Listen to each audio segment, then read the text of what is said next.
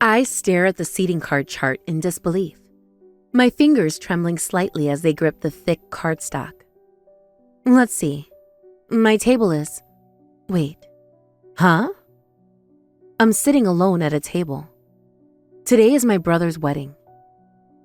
When I arrived at the venue, I dressed in my carefully chosen navy blue dress and wobbling slightly in unfamiliar heels. I discovered I was assigned to sit by myself. Just me at a large round table meant for 8 people, with 7 empty chairs serving as a stark reminder of my isolation. Even the catering staff seemed hesitant when serving me, their eyes darting away quickly as they set down each course. One young server actually whispered, "I'm sorry," as she placed my appetizer, though she hurried away before I could ask what she meant.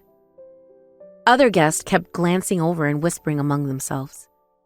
I catch fragments of their conversations, the groom's sister and by herself, before they notice my gaze and quickly turn away. I know who's behind this. It's Victoria's doing. The memory of her words still stings, sharp and clear as the day she spoke them. The thought of being around a dropout who strayed from society's normal path makes my skin crawl, she had said, her perfectly painted lips curling in disgust. Since then, she's been harassing me behind my brother's back, each interaction a carefully orchestrated dance of cruelty, hidden beneath a veneer of politeness. Well, if that's how you want to play it, game on. Just because you're my brother's fiance doesn't mean I'll hold back anymore. With one word from me, Victoria will lose everything. But as I contemplate speaking up, memories of my past begin to surface. My name is Ashley Nelson. When I was in elementary school, my parents died in a tragic accident, leaving just my brother Thomas and me to fend for ourselves. I remember that day with painful clarity. The police officers at our door, their faces grave as they delivered the news that would shatter our world forever. Tom, who was in college at the time, became my guardian and worked hard to support me while continuing his studies. He was only 22, barely an adult himself, but he never hesitated to take on the responsibility of raising his 12-year-old sister. Though we received help from relatives, neighbors, and social services, we still struggled financially. Every month was a careful balance of bills and basic necessities, with Tom stretching his modest income as far as it could go. Tom was always academically gifted and had earned a full scholarship to college. Even with the added burden of caring for me, he maintained his excellent grades, studying late into the night after working his part-time jobs. Unlike my brilliant brother, I struggled with academics, but I discovered I had a different kind of talent. One afternoon, as we sat in our small apartment, I called out to Tom. "Hey, Tom, can you get that old t-shirt out?" He looked up from his textbook, his expression curious. "That one? What are you planning?" While Tom watched, I focused intently on cutting up the shirt and working the secondhand sewing machine we'd found at a thrift store. The machine's gentle whirring filled our tiny living room as I carefully guided the fabric through it. "See? Now we don't have to buy dish towels," I proudly showed off the transformed t-shirt, while Tom wiped the table, smiling wryly. Back then, Tom was working part-time jobs, but the income was limited, and I was too young to work legally as a middle schooler. This naturally led to me finding creative ways to stretch our limited resources. Through this process of making do with what we had, I feel I gained something invaluable that I couldn't have learned living comfortably. I learned to see potential in everything. How an old shirt could become dish towels. How leftover rice could transform into tomorrow's lunch. How a broken umbrella could be repurposed into a window screen. Thanks to Tom and support from neighbors and classmates, I managed to start high school despite our modest circumstances. My teachers were understanding, often providing extra help during lunch breaks when they noticed me struggling with assignments. Though our situation hadn't changed much, I wanted to start saving for the future, so I immediately got a part-time job at a local ramen restaurant. The owner, Mr. Tanaka, hired me despite my age, saying he saw a spark of determination in my eyes.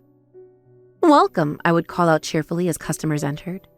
the steam from the kitchen creating a warm, inviting atmosphere. 5:30 p.m. was always our busiest time. Our ramen shop was filled with the aromatic smell of broth, serving hungry students after school and muscular working men finishing their shifts. The air was thick with the scent of garlic and pork bone broth, mingling with the sound of slurping noodles and satisfied sighs. Mr. Tanaka would often appear from the kitchen, his white apron stained with broth splatters. "Ashley, here you go," he'd call out, presenting me with a steaming bowl of ramen. "Thank you so much. This really helps," I'd reply, gratefully accepting the staff meal. One of the perks was that the owner would prepare staff meals with the same care he put into customer orders. These weren't just leftover scraps. They were incredibly delicious and generous portions, so I always took leftovers home in containers he specifically set aside for me. "You're growing," he'd say with a fatherly smile. "You need to eat well to keep up your strength." This was a huge help for our household budget and motivated me to work even harder. Tom noticed the positive change too, not just in our food situation, but in my overall demeanor. "You seem happier these days," he remarked one evening as we shared a meal. "The ramen shop seems good for you."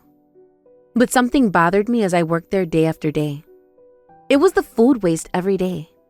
I'd watch as perfectly good ingredients were discarded at closing time. Vegetables that were still fresh but couldn't be kept until the next day. Portions of broth that had been prepared but unused. Of course, we used leftover ingredients for staff meals when possible, but there was still waste. While I understood the health regulations, as someone who grew up trying to use everything efficiently, this was frustrating. Each discarded scallion and every drop of unused broth felt like a personal failure. Before I knew it, a year had passed since I started working at the ramen shop. Our restaurant had become even more popular, with daily lines of customers waiting outside in all weather. "Hey there! The usual, please!" Regular customers would call out as they entered, already removing their coats. "Coming right up. Spicy miso, extra green onions," I'd respond, remembering their preferences without needing to ask. "Man, this place got popular fast," customers would comment, looking around at the packed tables. "That customizable topping system was genius." I'd smile modestly, remembering how that system came to be. 6 months ago, during our monthly staff meeting, I finally worked up the courage to bring up my concerns about food waste. The memory of that day remains vivid in my mind. All of us gathered around a table after closing, steam rising from the cups of green tea as I cleared my throat nervously. I explained how I always noticed excessive toppings floating in returned bowls. With rising food cost, vegetables and eggs were getting more expensive, yet we had to throw away lots of vegetables at closing time due to regulations. "I had no idea. You've been through a lot, Ashley," Mr. Tanaka murmured, his usually energetic demeanor subdued as he absorbed my story about growing up with limited resources. The owner was strict about work, but always looked after us part-timers like a father figure. He reminded me of my own father sometimes, especially when he'd ruffle my hair after a particularly busy shift, or slip in an extra portion of cashew into my staff meal when he thought I wasn't looking. I wanted to help make the shop more successful for his sake too. The other staff seemed to share my feelings, listening intently to my story.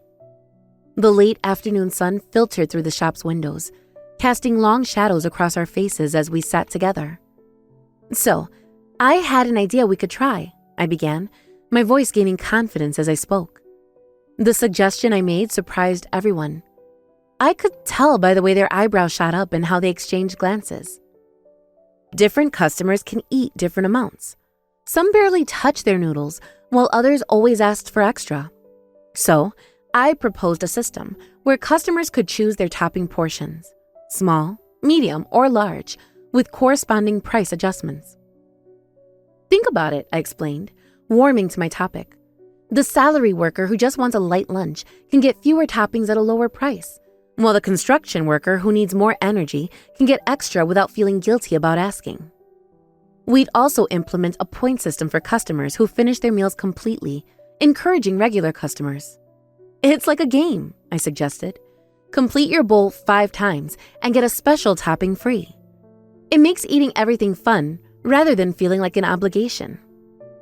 The owner and staff looked skeptical but agreed to try it for a month. Mr. Tanaka scratched his chin thoughtfully. 1 month, he agreed. Let's see what happens. Unexpectedly, this system became very popular with customers, and we started seeing more female customers who previously rarely visited ramen shops. I love that I can get a smaller portion, One office lady told me. Before, I felt bad leaving food behind, so I just didn't come at all. I was thrilled. This also encouraged other staff members to start sharing their ideas more frequently. The kitchen staff suggested new seasonal toppings, while the servers proposed a loyalty card system. Once customers walk through that door, it doesn't matter if you're part-time or full-time. We're here to make them happy with our great ramen. Mr. Tanaka would often say these words during our staff meetings, his eyes twinkling with pride. I wanted to make the shop even more welcoming for customers. Each day brought new opportunities to improve, to make someone's meal just a bit more special. Whether it was remembering a regular customer's preference for extra garlic, or noticing when a tired parent needed help with their children's orders, every small gesture counted. As we worked on improving the restaurant together, our team bonds grew stronger. We celebrated birthdays with special staff-only ramen creations, shared stories during cleanup time, and supported each other through busy shifts. This atmosphere seemed to affect customers too, contributing to our success. Riding this wave of success, I carefully observed customer reactions and behavior while serving, implementing services to meet their needs. Each day brought new insights. I noticed how businessmen preferred quick service during lunch hours, while families lingered over dinner, enjoying the casual atmosphere. We gradually changed the interior design, adding softer lighting in the evenings and cheerful music during lunch hours. The menu evolved too, with lighter options during summer months and hearty, warming dishes in the winter. These customer-focused services gained attention on social media, bringing in customers from further away and creating lines that stretched around the block on weekends. Seeing Mr. Tanaka watching customers enjoy their ramen, his usually stern face softening with pride, made my heart swell. We'd built something special together, turning a simple ramen shop into a beloved community gathering place. Meanwhile, Tom graduated college and achieved his childhood dream of becoming a pilot. The day he received his wings, I saw tears in his eyes, the same look of pure joy he'd had as a child watching planes soar overhead. He'd been fascinated with aviation since a family flight when our parents were alive. I remember that day clearly.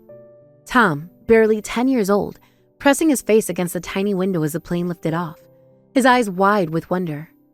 Mom had squeezed his hand, saying, "Maybe you'll fly planes someday, Tommy." I remember Tom would always take me to the local airport on his days off, just to watch planes take off and land. We'd sit on a grassy hill near the runway, sharing convenience store onigiri and making up stories about where each plane was heading. "That one's going to Paris," he'd say, pointing at a departing jet. "And that one's coming back from New York, full of people who miss Japanese ramen." Though I might be biased as a sister, Tom was always tall and handsome. His kind eyes and gentle smile had won him many admirers throughout school, but he'd always been too focused on his studies and taking care of me to pursue romance. Naturally, when he walked through the airport in his pilot uniform, he turned heads, with women staring at him starry-eyed. Flight attendants would compete to be assigned to his flights, though Tom remained oblivious to the attention. Tom proved to be a skilled pilot, his mental fortitude from rigorous training serving him well. During one particularly turbulent flight over the Pacific, he'd maintain perfect calm, safely guiding the plane through a storm while keeping passengers at ease with his steady voice over the intercom. He remained calm during any in-flight situation, handling numerous critical incidents, truly earning his reputation as an ace. The veteran pilots and flight attendants trusted him completely, often requesting to work on his flights. And finally, Tom decided to get married. His fiance was a flight attendant at the same airline, and today we're meeting for the first time. The news had come as a surprise. Tom had never been one to rush into relationships, always putting his responsibilities first. I could barely contain my excitement as I rushed to the restaurant after work, nearly tripping over my own feet in my hurry. The autumn evening was crisp, and my breath formed small clouds in the air as I hurried down the street. I wonder what she's like, I muttered to myself, attempting to smooth down my work-rumpled clothes. Being a flight attendant, she must be beautiful. Trying to hide my goofy grin, I entered the upscale restaurant Tom had chosen for the meeting. The warm lighting and elegant decor made me feel slightly out of place in my casual work attire, but I immediately spotted a familiar face. "Sorry I'm late," I said, slightly out of breath from my rush. "No worries. We were just relaxing here," Tom replied with an easy smile. Next to Tom's smiling face sat a beautiful woman with crossed legs, her posture perfect, as if she were still on duty at 35,000 feet. This must be his fiance. "This is my sister Ashley," Tom said warmly. "And this is Victoria Price, a flight attendant at our airline." He gestured between us, beaming with obvious pride. Victoria's smile was dazzling as she extended her hand. It's nice to meet you. I'm Victoria Price. Your brother has been wonderful both at work and personally. Her voice carried the polished tone of someone used to making announcements over aircraft intercoms. "Nice to meet you. I'm Ashley, Tom's sister," I replied, giving a slight bow before remembering to shake her offered hand. "Thank you for taking care of my brother." Oh, you're too kind, Victoria demurred, tucking a strand of perfectly styled hair behind her ear. Victoria was just as beautiful as I'd imagined. No, even more so. She had striking features that could be mistaken for European, with large, double-lid eyes framed by long lashes that fluttered with each blink. In the restaurant's soft lighting, she seemed to glow. The restaurant was more upscale than I was used to, with crystal chandeliers casting soft light over white tablecloths. Victoria's outfit matched the atmosphere perfectly, a boldly low-cut black dress that probably cost more than my monthly rent. Her figure drew occasional glances from other diners, though she seemed used to the attention. Tom had a love-struck expression I'd never seen before. He was clearly smitten with Victoria. His eyes followed her every movement, and he laughed at all her jokes, even the ones that weren't particularly funny. It was endearing to see my usually composed brother so obviously in love.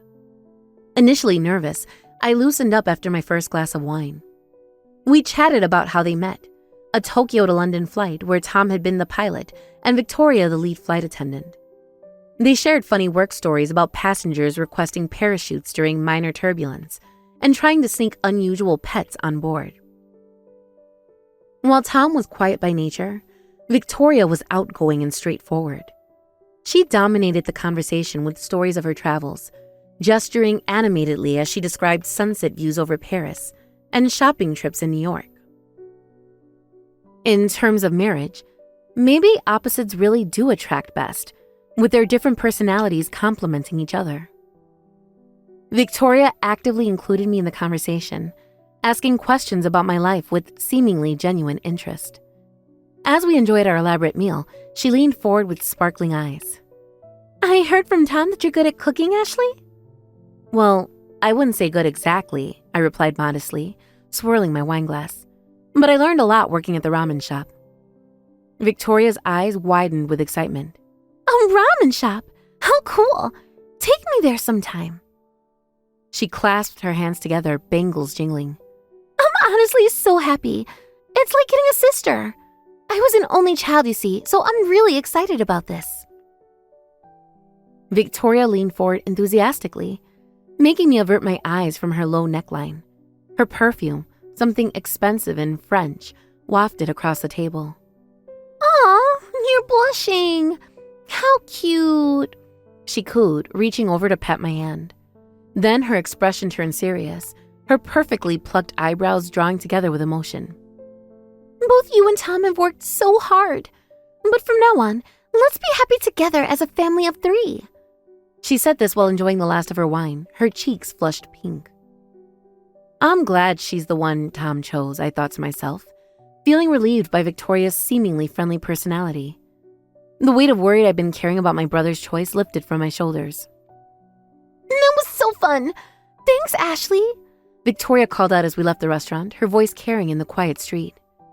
"Thank you both for having me," I replied, watching Tom help Victoria with her coat. On our way home from the bar, Victoria was in high spirits from the drinks, her heels clicking rhythmically against the pavement. Suddenly, she grabbed my arm, her manicured nails digging slightly into my skin. "Hey, Tom," she called out, her voice playful. "It's too early to go home. I'm going to have a girls' night out with Ashley."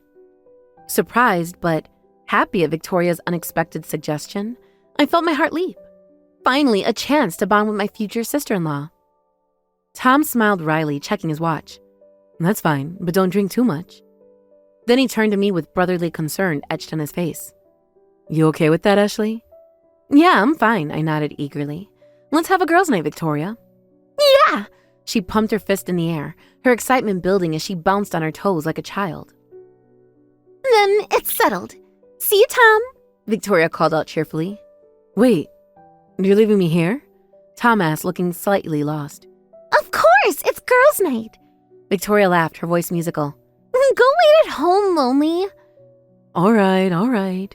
Thanks for today, Ashley." Tom gave me a quick hug. "Thank you for introducing us," I replied warmly. Victoria hugged Tom from behind, playfully patting his back to shoo him away. We watched as Tom reluctantly headed toward the station, his figure gradually disappearing into the evening crowd. The moment Tom vanished from sight, everything changed. Victoria suddenly shoved me hard, arms and all, catching me completely off guard.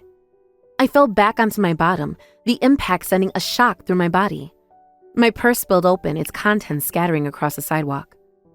Before I could process what had happened, Victoria started walking away quickly, her heels striking the pavement with sharp, angry clicks.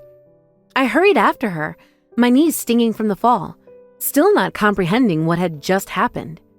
"Victoria, where are you going?" She turned to face me, and I almost took a step back. Her face had transformed, the warm smile replaced by a deep frown, her sunny expression completely gone. In the harsh streetlight, she looked like a different person entirely. "Don't get cocky," she spat, her voice dripping with venom. This was clearly a different Victoria from earlier. Gone was the bubbly flight attendant who charmed everyone at dinner. In her place stood someone cold and calculating. "But you just said we'd have a girls' night," I stammered, still clutching my recovered purse against my chest. "As if! That was obviously a lie." Victoria's laugh was sharp and brittle. She put her hands on her hips and glared at me, her perfectly made-up face twisting into an ugly sneer. "I only said that because Tom was there. So..." She paused, her eyes raking over me from her head to toe, like she was appraising damaged goods. After staring at my face with undisguised contempt, she said something that knocked the wind out of me. "Don't misunderstand. The thought of being around a dropout who strayed from society's path makes my skin crawl." She rubbed her crossed arms as if trying to ward off a chill, though the evening was mild. "Let me be clear," she continued, each word precise and cutting. "My only family is Tom. You're just an outsider, so live your sad, lonely life without relying on him." Laughing haughtily, she clicked away in her heels into the crowd, leaving me standing alone on the sidewalk. The sound of her heels faded into the general noise of the city, but her words kept echoing in my head. A dropout? Is that what this is about? I stared dumbfounded at Victoria's retreating figure, my mind racing back to my high school days. True, as she said, I hadn't graduated high school in the traditional way. Back then, I had gotten caught up in helping turn the ramen shop around. What started as missing an occasional class to cover a busy lunch shift gradually snowballed into longer absences. As time passed, I started missing school more frequently, causing Tom a lot of worry and trouble. He'd received calls from my teachers, their concern evident even through the phone line. "You just really enjoyed working at the ramen shop, huh?" I'll never forget Tom's expression then, a mix of concern and understanding, his eyes soft with sympathy, even as his forehead creased with worry. He didn't scold me or force me to quit. Instead, he sat with me at our small kitchen table, helping me work out a plan for my future. Later, I was able to earn my GED with my saved wages, so technically I wasn't a dropout anymore. I'd study during quiet moments at the ramen shop, with Mr. Tanaka occasionally quizzing me between orders. But in Victoria's mind, someone who once strayed from life's proper path wasn't worth associating with. The sudden reveal of Victoria's true nature, after such a pleasant evening, left me deeply shocked. It was like witnessing a beautiful mask crack and fall away, revealing something ugly underneath. A few days later, when Tom returned from an international flight, I gathered my courage to speak up.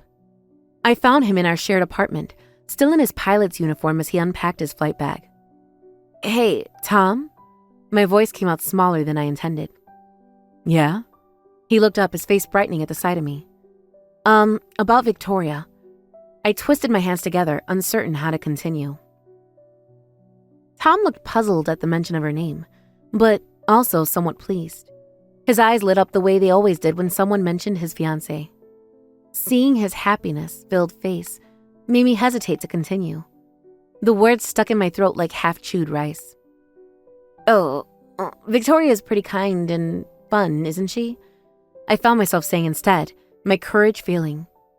Tom's eyes crinkled with joy as he began putting away his belongings. "Oh, you think so too?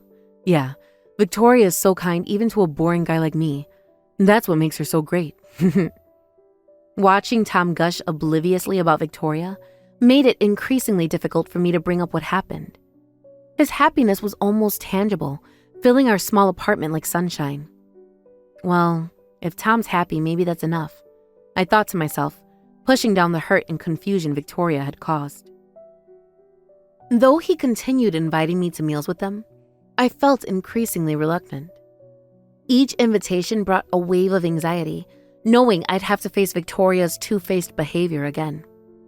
But refusing would dampen the celebratory mood, and I couldn't bear to disappoint Tom. So I endured the dinners, forcing smiles while Victoria continued her subtle harassment when Tom wasn't looking, stepping on my feet under the table, or deliberately dropping my fork. Once, in a moment alone by the restaurant's powder room, I tried asking her to stop. "Look, I don't like this either, but Tom seems to like you, so I put up with these dinners. So you should put up with this too." She glanced at me like I was dirt on her designer shoes, and when Tom returned, her sickeningly sweet voice was more disturbing than ever. "Oh, Tom, I was just telling Ashley how excited I am for the wedding." And so, I spent the days leading up to the wedding feeling depressed, watching as Victoria took control of every aspect of the celebration. She chose everything from the venue to the flower arrangements, barely consulting Tom and completely excluding me from the planning. Finally, the wedding day arrived. I headed to the venue in unfamiliar high heels, my stomach churning with anxiety. The morning sun felt too bright, almost mocking. "This is bad. The ceremony's about to start," I muttered, checking my phone again. I don't know how Victoria had manipulated things, but despite being part of the groom's family, I'd only been told the venue location and start time. Tom had only said I'd figure out the details when I got there, his voice distracted during our brief phone call. This made me even more anxious, knowing Victoria had likely planned something. The day before the wedding, work at the ramen shop suddenly became hectic. A large group reservation had appeared out of nowhere. I later learned Victoria had arranged it specifically to keep me busy. I struggled to handle everything, finally finishing at dawn today.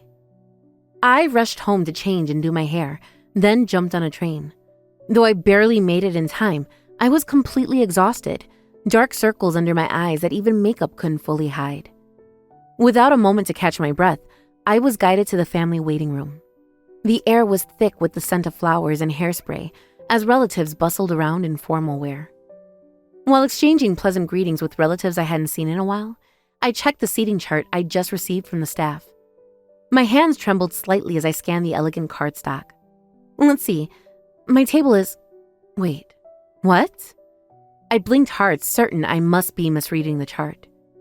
I had a table all to myself. Not just a seat at a table with strangers, but an entire 8-person table, empty except for my single place setting. Though confused, the ceremony was about to start. Unable to check with Tom, I hurried to the chapel, my heels clicking against the marble floor. "Congratulations! So beautiful. You two are perfect together." After the moving chapel ceremony, the reception began in earnest. I applauded the couple with mixed feelings amid the festive atmosphere. Tom in his black tuxedo and Victoria in her colored dress looked like they stepped out of a magazine. Truly a perfect match. A relative from the next table leaned over and whispered to me, her perfume heavy in the air. Ashley, why are you sitting alone? Well, it was like this when I arrived, so I don't know. I could only respond with an awkward smile, focusing on my untouched champagne.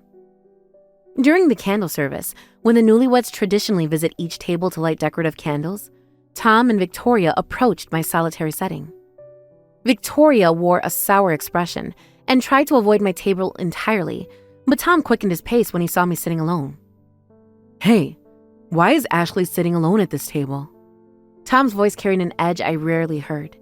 He seemed to notice the situation for the first time, his eyes scanning the empty chairs around me. Confused by his reaction, I asked, Huh? Didn't you and Victoria arrange this? No way. I'd never put my only family at some corner table by herself. Tom's face darkened as he turned to Victoria beside him. You arranged the seating, right? What's going on? Victoria responded nonchalantly, examining her manicured nails. Oh, Ashley seemed shy around people, so I thought she'd be more comfortable alone.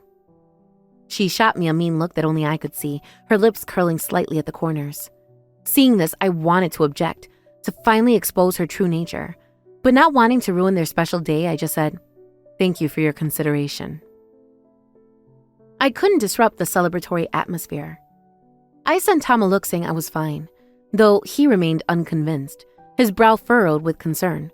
Victoria urged him to move to the next table, practically dragging him away. The reception continued with its scheduled performances and costume changes.